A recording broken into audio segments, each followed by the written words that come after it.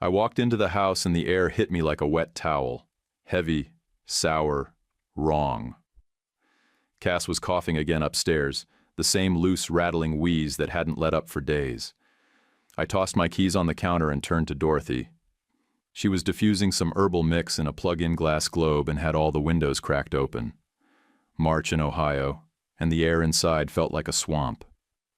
"What is this?" I asked. "It's 42 degrees outside." Dorothy didn't even look up from her tablet.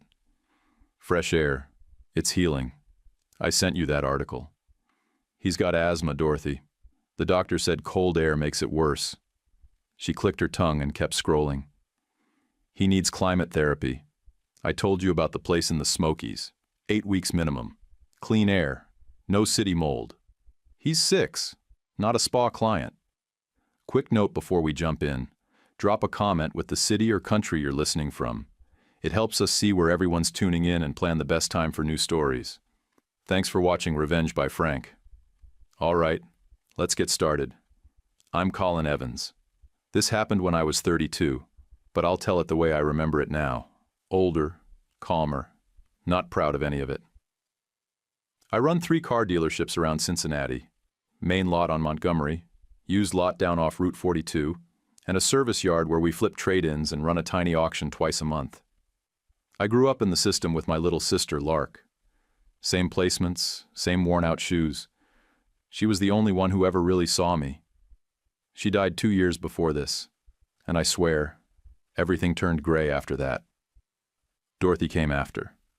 She was polished, sharp, all status and image, but she liked how I cleaned up and how I moved through a room. I was a deal closer, and she was a fundraiser's dream. We told people it was love. It wasn't. It was a good look. Cass was my boy, mine before hers. He was quiet, observant, one of those kids that locks on to who shows up and never lets go. He started getting sick around late March. Coughs, fevers, nights where he'd wheeze so hard he sat up in bed, clutching the blanket like it'd help him breathe. We saw the pediatrician, light asthma, nothing alarming, inhaler, allergy meds. But nothing stuck. The cough circled back every week like clockwork. Meanwhile, Dorothy got on her wellness crusade. She threw out my air filters, replaced them with these overpriced diffusers and pink salt rocks. She swore the air in the city was toxic and said we needed to rewild his lungs. Rewild? He's not a wolf. Every night I came home from 12-hour shifts closing out quarter-end sales, and the house would be full of some new essential oil, windows cracked, humidifier blasting. Cass's room was always damp, sticky. I didn't like the feel of it, but I said nothing. I told myself Dorothy was just trying to help. Truth was, I let her call the shots. At work, I was the hammer. At home, I let things slide. I didn't have Lark anymore to call out my blind spots, and Dorothy was relentless in the way only people chasing image can be. She said Cass needed nature. I said he needed meds and dry air. We didn't agree, so I let it go. I told myself it was just a rough spring. I told myself kids get sick. But it wasn't normal. Cass wasn't bouncing back. By late April, I noticed he'd stopped running in the yard. He wouldn't chase the ball when I rolled it toward him. Just gave a weak smile and went back inside.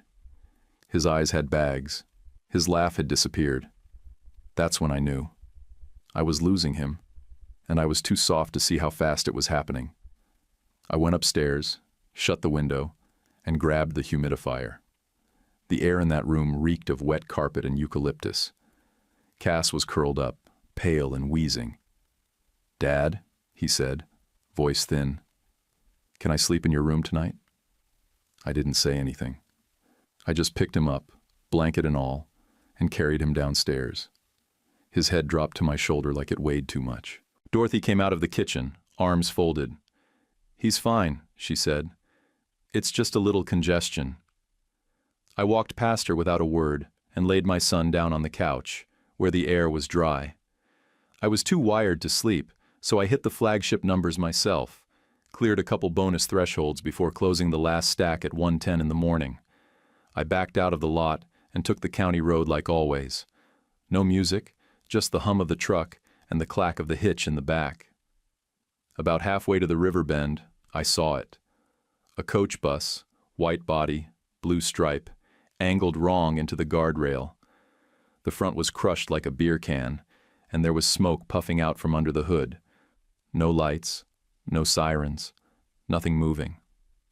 I braked hard, pulled over, and killed the engine.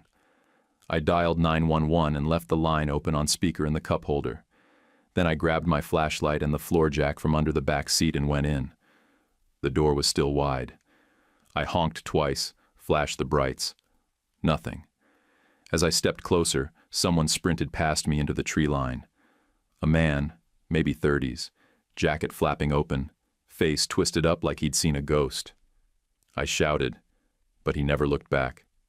I climbed into the bus. Smoke hung low like bad fog. Lights were out, but my flashlight cut through enough to see rows of empty seats, and one figure slumped sideways near the back. I rushed down the aisle and found her stuck between the row and the side wall, half pinned under a twisted seat frame. "Don't move," I said, kneeling. "I'm getting you out." She didn't answer right away. Her face was pale, sweat on her lip. I spotted the belly right away under the sweatshirt. She wasn't just hurt. She was pregnant. The seat frame had bent under pressure. I dropped the jack into place, wedged my shoulder against the row, and hauled. The metal screamed, shifted an inch, maybe two. I reached down, braced her side, and pulled her clear. We stumbled out coughing, both of us heaving in the cold air. Sirens were still somewhere far off. She bent double on the grass and dry heaved into the dirt. "My name's Jasmine," she said after a minute, voice shaking. "Jasmine Sillins. I'm 23. I don't have anybody close." "You hurt anywhere?" She shook her head.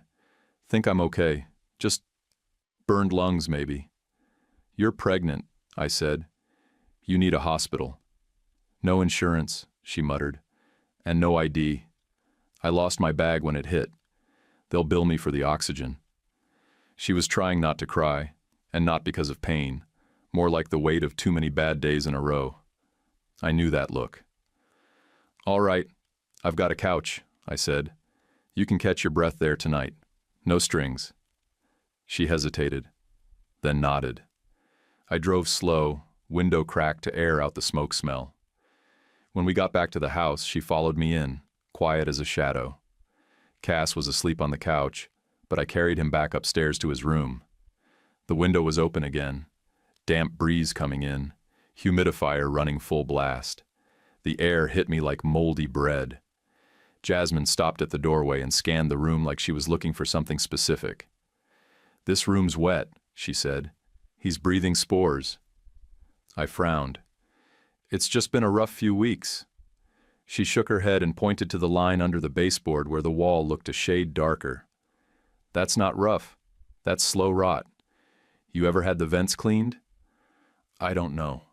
My wife's the one who—" I stopped. That didn't matter right now. I laid Cass on the bed, but I didn't like how shallow his breathing sounded. Jasmine stayed in the doorway, rubbing the sleeve of her hoodie like it grounded her. "You got another room?" she asked. "Guest room, down the hall." "Move him there." Something about the way she said it, direct, calm, snapped something loose in me. I didn't argue. I picked Cass back up, and we moved him into the guest room. She helped. Quiet, efficient, wiped down the sill, ran the dehumidifier I'd never even unboxed. Found an old HEPA unit I forgot I had and plugged it in. She even pulled the vent cover and wiped the inside with one of my detailing cloths. I watched like an idiot, just standing there. By morning, Cass was breathing easier, still coughing a little, but it didn't sound like he was drowning in it. By dinner, he was sitting up, cracking half a smile at the soup I brought in. Jasmine stayed low profile, washed up, sat at the table like a guest who didn't want to overstay. Cass asked who she was. I said she was a friend who helped out when somebody needed help. The next morning, he giggled at something on his tablet. First time I'd heard that sound in weeks. I swear it stopped me cold in the hallway. I walked into the kitchen. Jasmine was rinsing out her coffee mug, belly pressing into the counter edge like she forgot to give it space.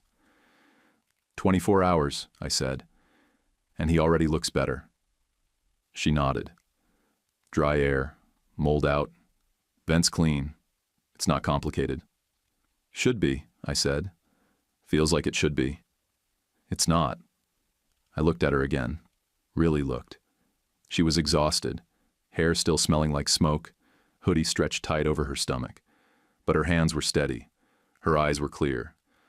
I don't know where you're headed, I said, but you can stay a few nights. Couch is yours. She didn't thank me, not directly. Just looked at Cass through the open doorway and said, "Let's keep that window shut." I nodded. "Yeah, we will."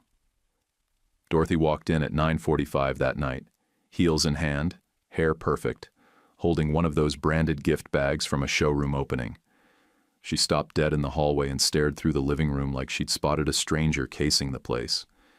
Jasmine was folding towels on the ottoman, soft ones from the upstairs linen closet, freshly dried. I stood up slow, hands in my pockets. "She's temporary," I said.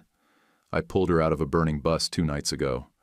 She saw mold signs in Cass's room. He's already doing better." Dorothy blinked once, then her face locked up. Her voice dropped into that cold PR tone she used when someone slipped at a gala. "She's a pregnant drifter, Colin. You put our son at risk and me in an impossible spot." "No," I said. "I gave someone a couch. You weren't here. Cass hasn't wheezed once since we moved him." She didn't even look toward the hallway. Just turned, walked past Jasmine like she wasn't there, and disappeared upstairs with her bag. The next morning, I called Dr. Hannah Reel, the allergist Cass's pediatrician had recommended. I booked a rush consult. Jasmine offered to come. I didn't even have to ask. Dr. Reel was sharp, clean-cut, calm. She walked through Cass's symptoms, flipped through our old paperwork, and listened to Jasmine list the vent dust, humidity swings, and visible baseboard damage like she was reading off a clipboard. The doctor nodded along, then said, "Consistent temperature, dry air, and meds on a clock. If you can hold those 3, you'll see a real difference." I took a breath I didn't realize I'd been holding. Jasmine asked 3 more questions about mold types and air circulation. Dr. Reel answered everyone with patience. She didn't flinch when I said Jasmine wasn't family. She just handed us both the treatment plan and said, "Whoever's in the house needs to know this." By the time we got back, Cass was already running a foam sword battle in the backyard with the neighbor's mutt who'd started hanging around. Dorothy wasn't home. Jasmine gave Cass a thumbs up through the window and went to refill the dehumidifier tank. 2 mornings later, I found Dorothy dragging her boutique rack into Cass's old room. I was halfway through my second coffee and stopped at the door. "You're moving your clothes in here?" I asked. She didn't stop hanging the bags. "Guest room's too drafty," she said. "This one's drier. He'll sleep better in the guest bed." "He's been sleeping fine." She didn't answer, just cracked the window in the guest room again and walked off like it was a done deal. That night, condensation beaded across the sill. I shut the window. Next day, same thing. Something twisted in my gut. It didn't feel accidental anymore. Then she hit me with the cash drawer story. I came home from the lot around 6:30. Dorothy was waiting in the kitchen with her arms crossed and the security footage paused on the wall tablet. She didn't waste time. "There's money missing from the house safe," she said. "Also, a branded PR visa. The envelope was in my purse. Now it's gone." "Did you file a police report?" I asked. "No, not yet. I wanted to check the cameras first." She tapped the screen and played the clip. Jasmine walking into the living room, noticing a purse on the chair, picking it up, carrying it toward Dorothy's office. Nothing else. No sound. No timestamps shown. "She said it was out of place," Dorothy added. "And it's not even her house." My pulse kicked. I looked closer. Jasmine didn't open anything, didn't stuff anything in her hoodie. She just held the purse, looked confused, and walked it off frame. "You think she took the cash?" "You don't?" she snapped. "She's broke, She's desperate, and she's already in your house. You have a child in this home, Colin. I need you to act like it. And that's when I blew it. I let fear sit in the driver's seat. I didn't trust my gut. I didn't argue. I told Jasmine it was best if she moved on, that things had gotten tense, and it wasn't about her. It was just complicated. She didn't fight, just nodded and grabbed her pack. Her face was unreadable, but Cass wasn't. He clung to her like she was his own blood. "Don't go," he said. "You made me better." "I'll still be close," she whispered. "Promise." I gave her $200 in cash, enough for a motel and food for a couple nights. I dropped her off at the Hawthorne Inn off Route 27, cheapest spot that didn't look like a meth bust waiting to happen. I didn't say much. Neither did she. On the way home, I felt like I'd kicked my own ribs in. Cass didn't talk to me at dinner, just pushed his green beans around and stared out the window. That night, after he finally passed out, I sat in the living room with the footage. I watched it twice, then 3 more times. Jasmine picked up the purse. That's all it showed. I backed up 5 minutes, and something caught my eye. Dorothy standing by the kitchen island, zipping up that same purse. Only this time, her hand dipped into her own pocket and came out palming something small and silver. A zip wallet, maybe. But she slid it inside smooth, like she'd done it before. I paused it, replayed, froze the moment. My throat went tight. It wasn't proof, not legally. But to me, it reeked of setup. I closed the tablet, sat there in the dark with the hum of the fridge and the feeling I'd just thrown out the one person who'd actually helped. I didn't sleep. Around 5:30, I grabbed a mug of burnt coffee and sat down in front of the wall panel. I pulled the smart system logs and started matching them against what I'd seen and smelled. Dorothy's air outs were logged automatically. Humidity spikes at 1:40 a.m., again at 5:10, another just after lunch. Like clockwork. Cold, damp, and timed to make sure his lungs never caught a break. I stared at the screen and felt this slow burn climb up the back of my neck. By 8 a.m., I'd booked an emergency home air test with a tech from Norwood. Guy showed up with more gear than I expected. Wall probes, a particle sampler, thermal wand. Took readings in every room, but paused long in Cass's old one. "Slow wicking leak," he said, tapping the thermal image. "You've got moisture behind the wall here, near the gutter line." "That gutter was fine last fall." He shrugged. "Well, the downspout elbow's pulled loose now. Rain runs right into the base." I walked the perimeter myself. Sure enough, the elbow had been twisted out and set back like nothing happened. Not broken, just detached, like someone wanted water to hit that wall straight. Dr. Reel reviewed the test results that afternoon. I forwarded everything, from humidity logs to mold readings, cladosporium, moderate to high concentration. She called me on speaker and said, "If you control the room, his symptoms should taper. This is manageable." Her tone was steady, but the message was clear. Get rid of the sabotage. I hung up and called Mick Torres, my right hand at the dealership. Fiercely loyal and sharp on the books. I told him I needed an accounts payable dump going back 90 days. Every vendor Dorothy had greenlit. Every signature she'd used. He didn't ask why, just sent the file by lunch. That's when I saw it. 3 separate PR invoices stamped approved under Dorothy's signature, all from Mara Lind Creative. $18,500 over 6 weeks. No campaign reports, no deliverables, no web presence. I looked up the business. Barely a 2-page splash site and no client list. Across the 90-day span, PR and event experience invoices totaled just over $92,000. Same shell vendor, different aliases, no actual events. I stared at the screen like it was speaking another language. I'd been out here working myself ragged running the lots, and she was bleeding us through ghost vendors. I should have been pissed at her. I was. But first I was pissed at myself for not checking sooner. I grabbed my keys and drove straight to the Hawthorne Inn off Route 27. Jasmine hadn't answered any of the 2 texts I'd sent the night before, and I didn't blame her. I just hoped she was still there. The manager behind the glass was half asleep and didn't recognize the name at first. Then he said, "Oh, the young one? Pregnant?" "Yeah. She left early this morning. Paid in cash. Said she couldn't stretch another night." I didn't waste time arguing. I got back in the truck, called all 5 hospitals near the crash site. She hadn't checked into any of them. That's when I remembered. She never let the EMTs take her. Said she didn't have ID. I figured she'd stay below radar.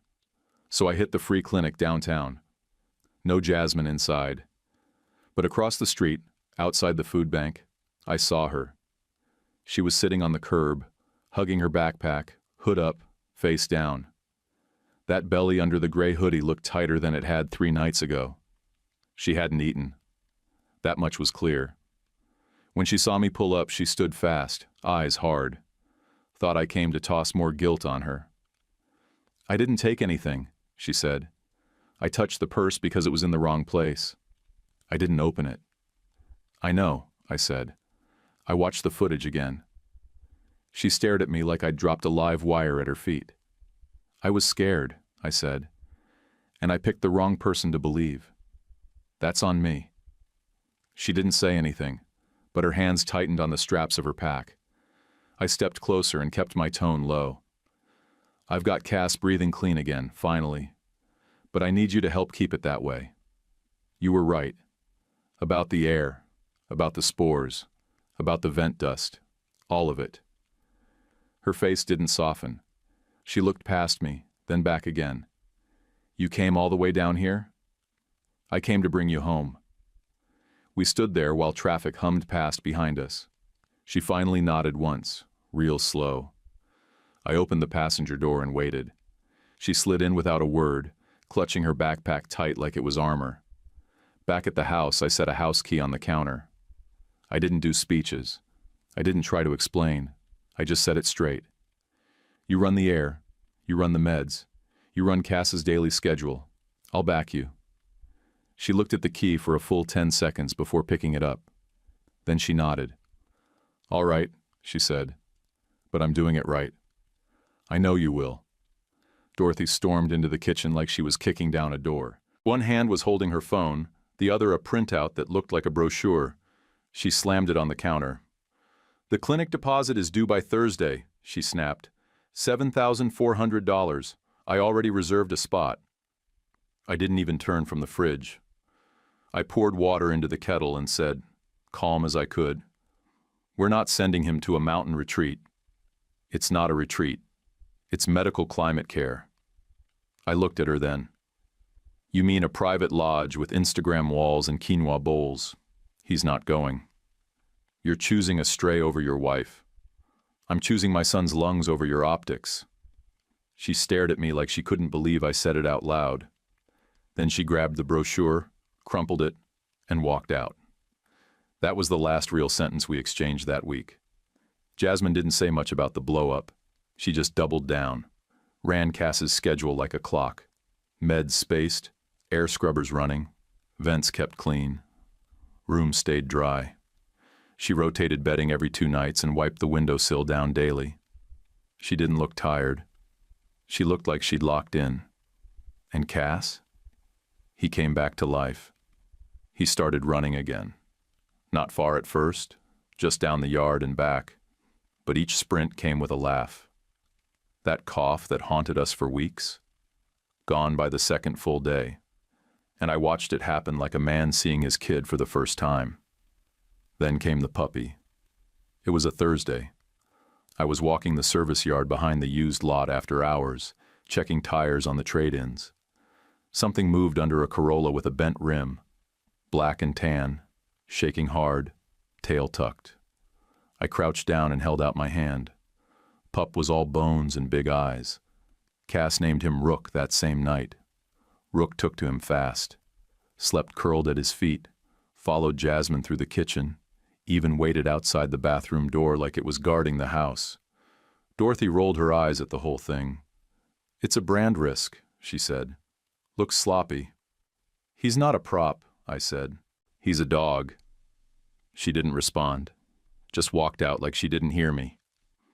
2 days later, Mick showed up at my mezzanine office with a folder under one arm and a look on his face that meant we were stepping in it. Mara Lynn Creative, he said, laying down the printouts. It's Dorothy's friend, from that Women in Luxury circle. How sure? I pulled LinkedIn, domain history, and her Insta. Same circle, same hashtags, same photo tags. She used her friend's shell to build the company. I flipped through the pages. 2 influencer brunches never happened. One at a venue that didn't even exist. Just coordinates on a street with no building. How deep? Almost $100,000 over 3 months. No deliverables. My jaw tightened. Okay. Freeze all outgoing PR vendor payments today. Quiet.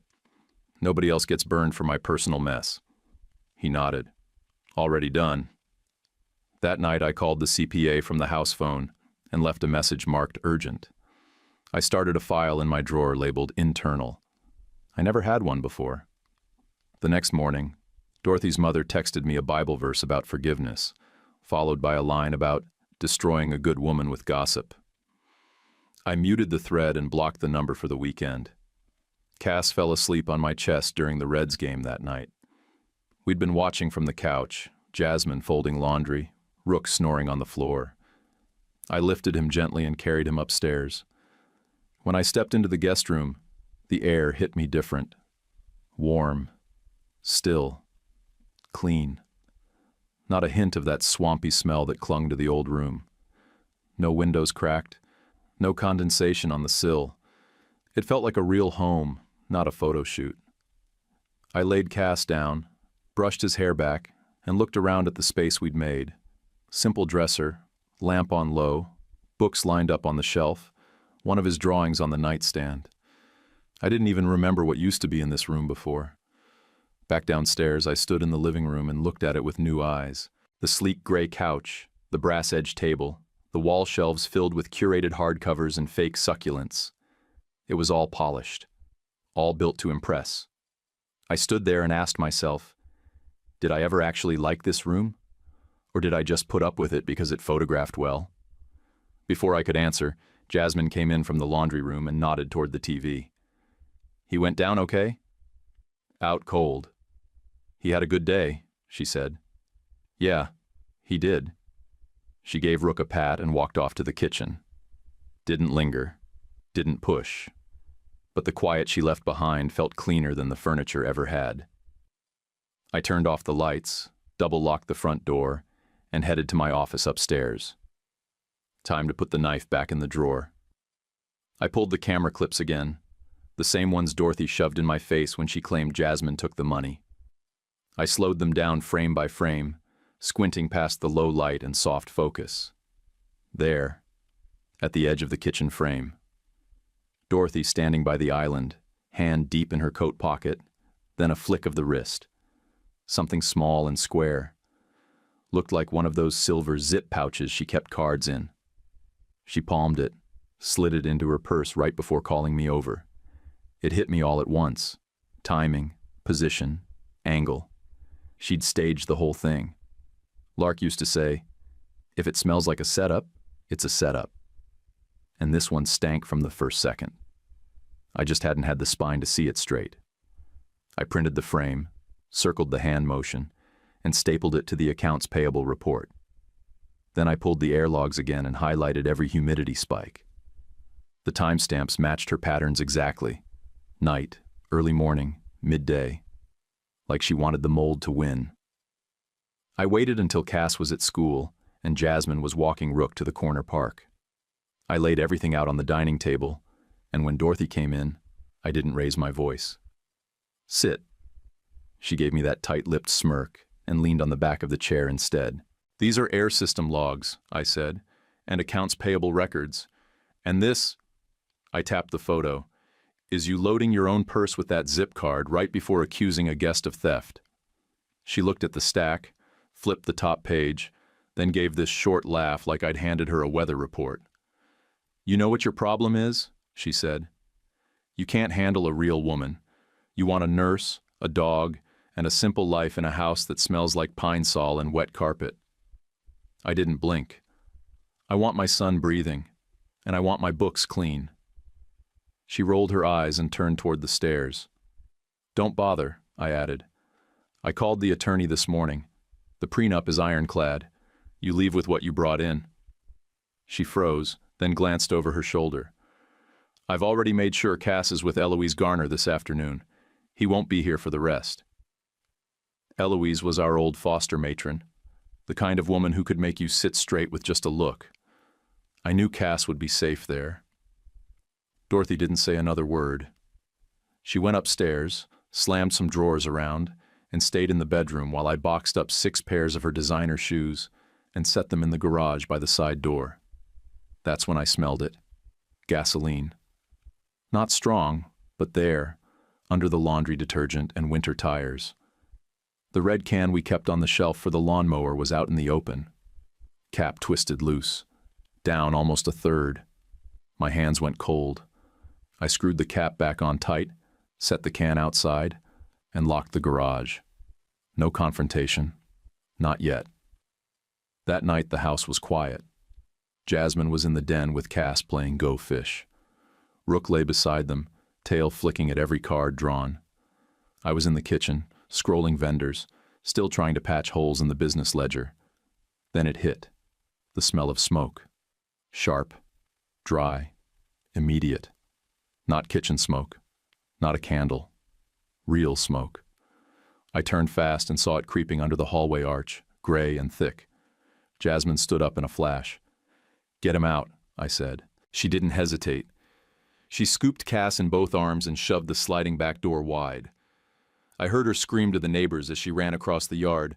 Take him! He's 6! Please! I stumbled toward the source. Mudroom. Flames were already licking the baseboards, dancing up the wall near the door. I ran for the fire extinguisher under the sink, but the blaze jumped fast, too fast. From outside, I heard Jasmine scream again. Then, nothing. And then she was back. She ran straight into the house, head low, hoodie pulled up, calling out, Rook! I tried to yell, but the heat cracked the air. She ducked into the hallway as the glass behind the mudroom exploded outward in a blast. Pressure dropped so fast my ears popped. I lost sight of her for 3 seconds. Longest 3 seconds of my life. She came out crawling, one arm around the dog, the other shielding her face. Flames chewed behind her, caught on the curtains. She stumbled into my arms and dropped to the tile. Cass came running from the yard, barefoot and sobbing, wrapped in a neighbor's coat. Jasmine coughed hard, chest rattling.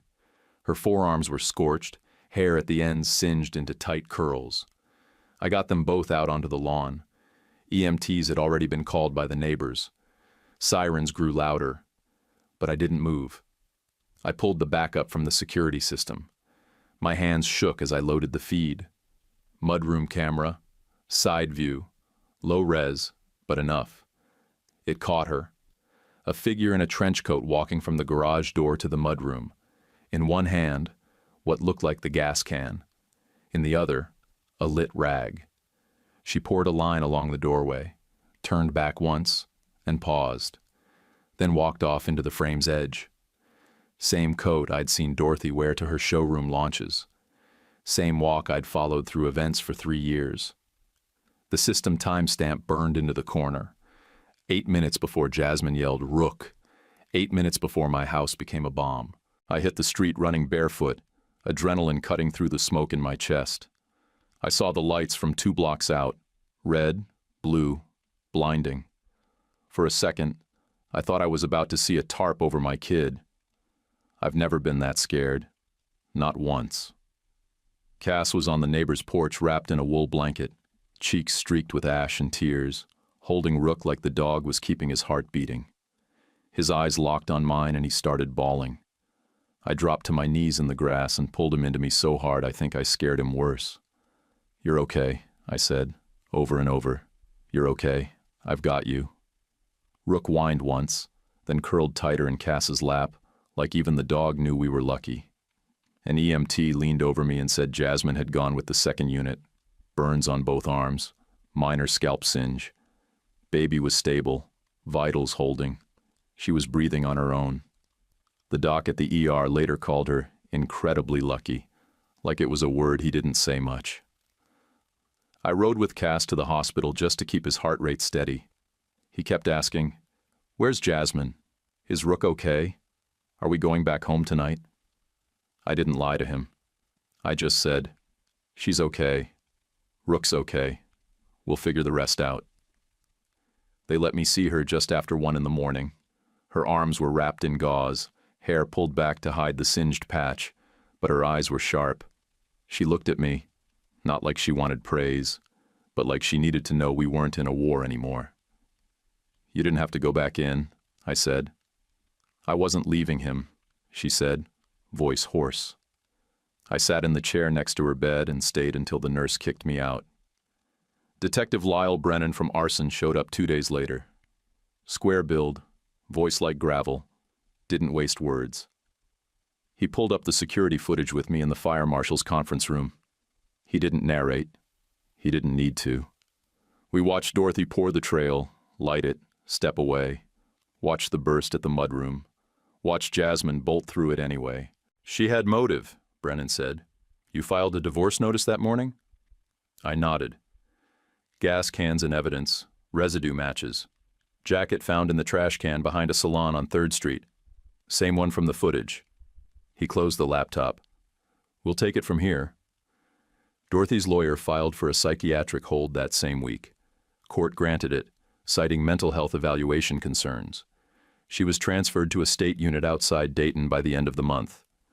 Beginning of June, the official report came through. Not competent to stand trial. They said she was delusional. They said she didn't understand the danger she'd caused. I didn't argue. I didn't appeal. I didn't visit. There's a difference between justice and revenge, and I'd already picked which one I could live with. I finalized the divorce under the prenup. No spousal claim, no stake in the lots. She lost her PR title, her showroom contracts, and any brand rights attached to my name. I didn't gloat. I just signed and moved on. Mick helped me pull every fake invoice attached to Marlin Creative. Dates, dollar amounts, phony brunches. We submitted the full file to the bank and flagged it as internal fraud. 1 week later, their site went offline. Closed for restructuring was the only message left. That wasn't enough for me. I called every vendor we owed, one by one. Spent 3 nights on folding chairs at the service center, going line by line through accounts payable to make sure none of our real partners got stiffed. Mick stayed with me. No complaints. "We'll fix it," he said. "We always do." Cass's asthma flared up from the smoke. No surprise. Dr. Reel bumped his inhaler dose for 10 days, added a steroid round, then stepped him back down. She checked his vitals twice a week for a month. She saw Jasmine once, checked her burns, asked a few quiet questions. Then she looked me dead in the eye. "She saved this kid," she said. "I hope you understand that." I nodded. I didn't argue.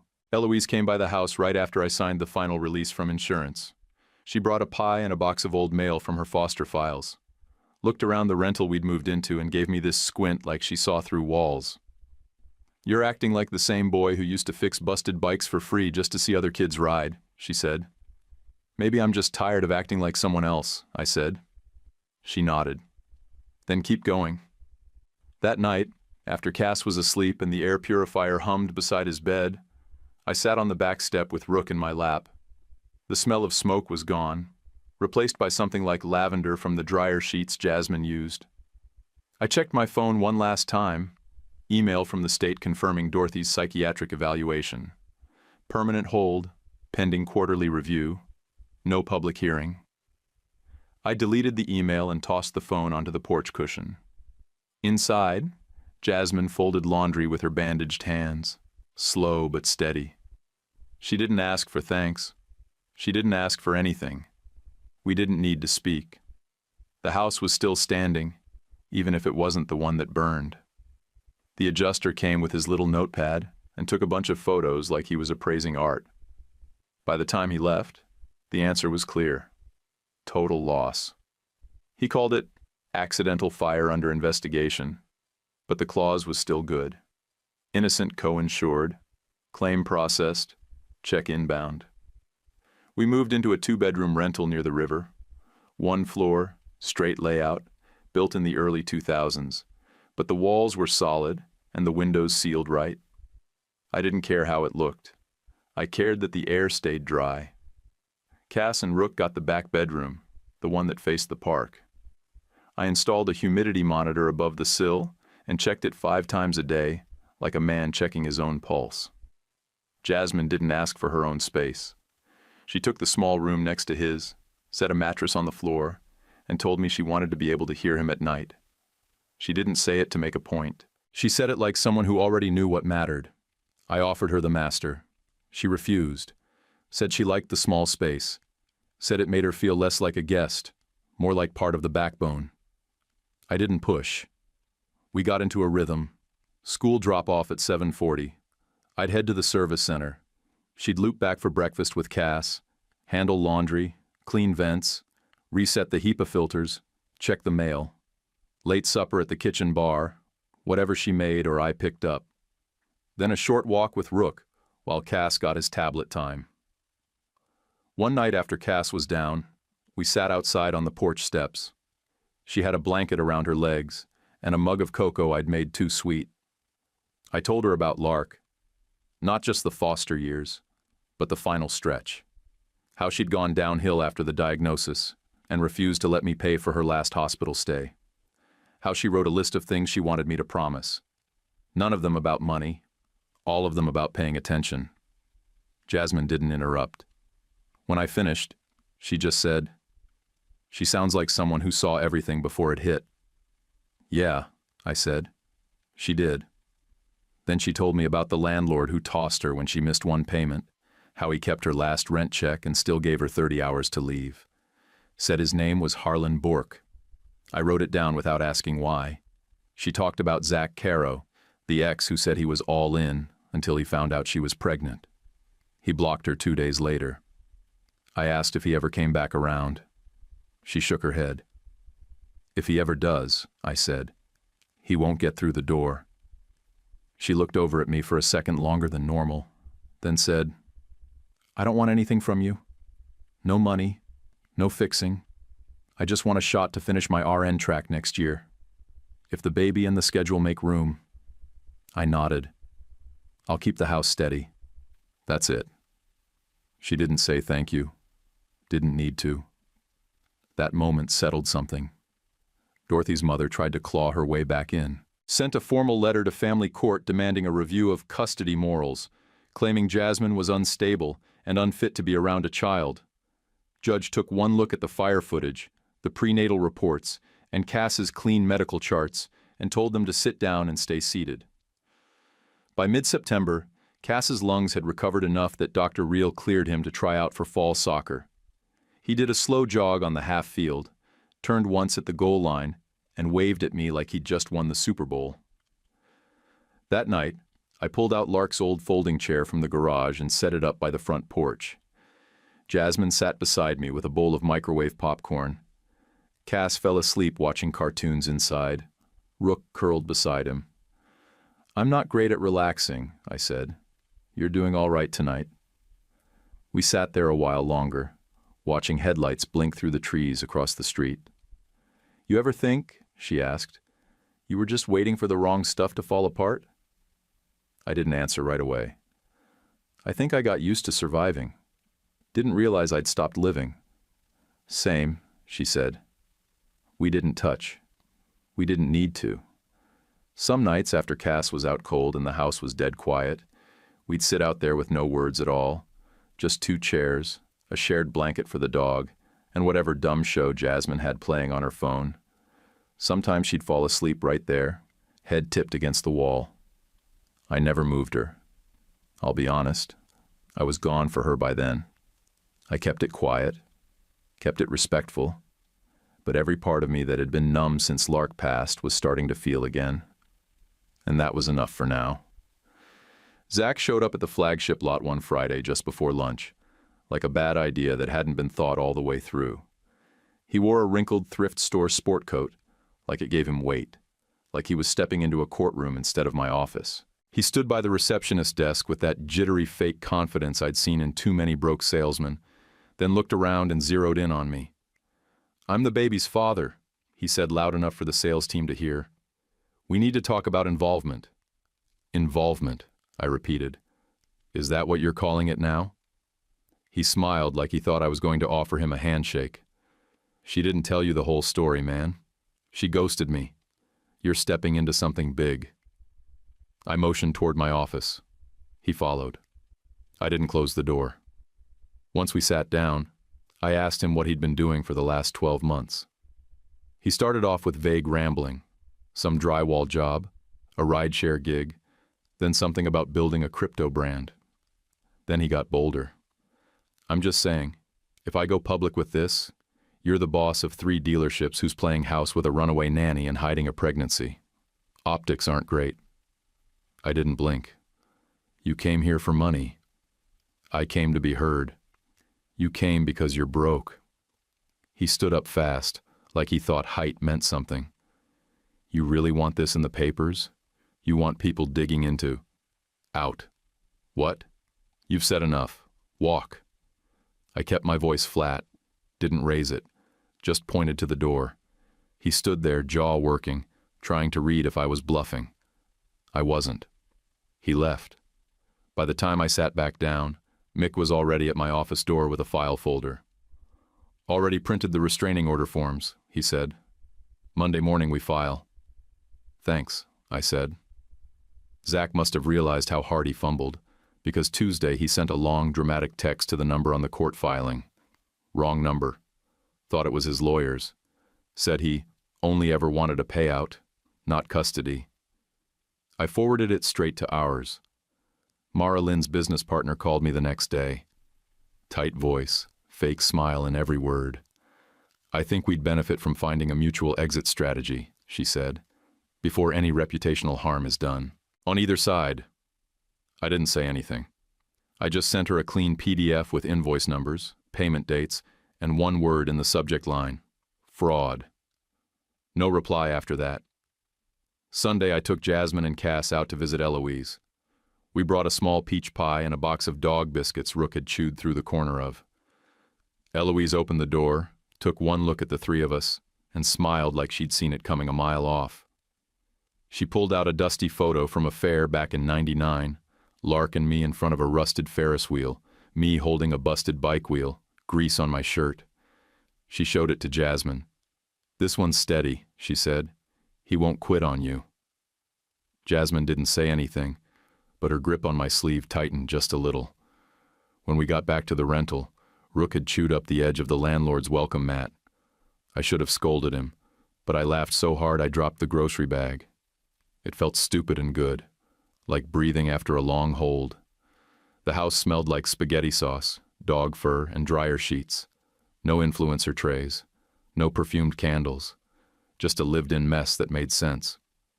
DOT investigators finally sent something. An envelope with a basic letter about the bus crash. The driver had fled the scene. Still missing. Case closed pending new leads. I flipped it over, wrote "coward" on the back, and filed it under trash. Jasmine started a prenatal class at the community center on Monday nights. She asked if I could make it to the first one. I came to all 5. We learned how to swaddle, breathe, soothe, and survive. Mostly, I just made sure she never sat alone. On the 6th week, Cass followed us out the door and tugged my arm. "Can I be on the team too?" "What team?" "Team Big Brother. At the hospital. When the baby comes." I squatted down next to him.